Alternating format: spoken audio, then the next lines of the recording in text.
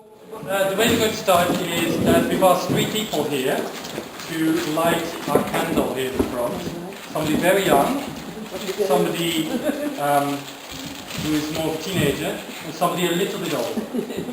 So if those people could come forward, please. And we've got some matches to spare. We've already have it. We've already done something. Andrew, do you want to come forward? Yet in the present, something has gone wrong. The coming of the light and the rising of the sun still happens every year. Yet all over the world, mothers and fathers and boys and girls and little ones, animals and plants are dying of starvation and thirst because we have stopped the sunlight from looking after the earth. For many, the rising of the sun every day no longer brings hope. It brings despair. All around the world we are pumping carbon dioxide into our atmosphere at a level which is well above the safe maximum of 350 parts per million. We are preventing the sun from finding its natural equilibrium, and we are stopping the sun from looking after life on Earth. As a consequence, planet Earth, as you and I know it, is dying. Clearly, mankind must consider the future, our wounded planet. At this time, like us, in cities and towns all around the world, people are gathering, and they are stopping.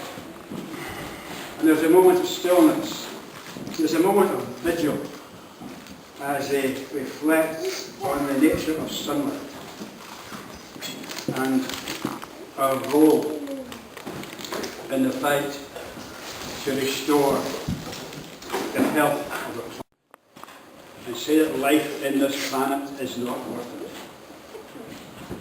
It is impossible, I find, to look into the eyes of the children of Cathy Back and her staff as they wind their way up this road every other day, and to look in their eyes and say that the fight for the planet is not worth it.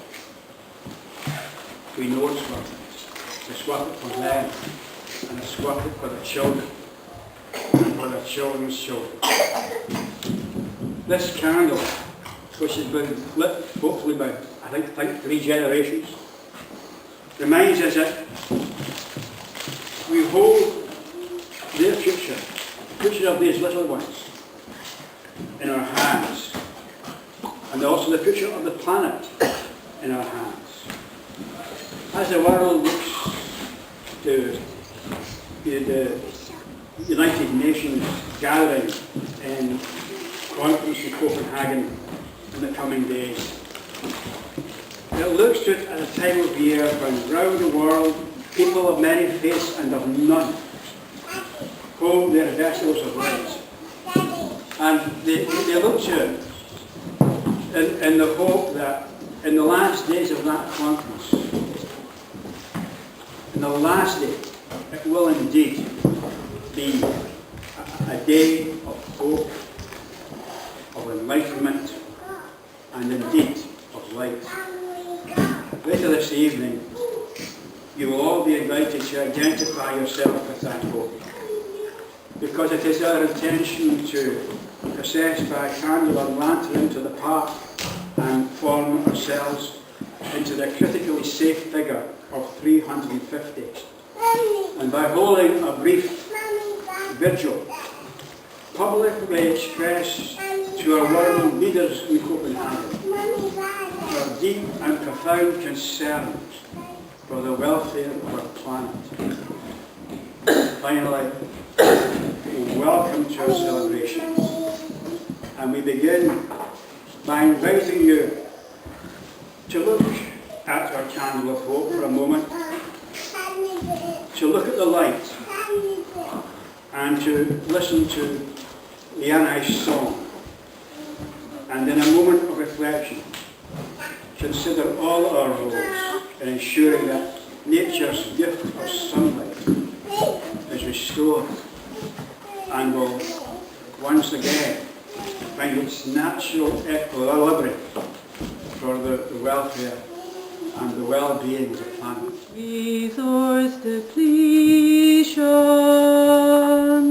Wake up to our true selves. Wake up to be the change. Wake up to shine our light. Find what can nourish and sustain. Connect round the world. We can learn how to share. We've taken so much, now it's time for to care.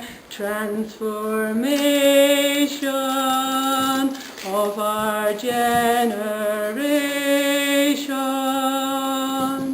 Wake up to our true selves. Wake up to be the change. Wake up to shine our light. Find what can nourish and sustain.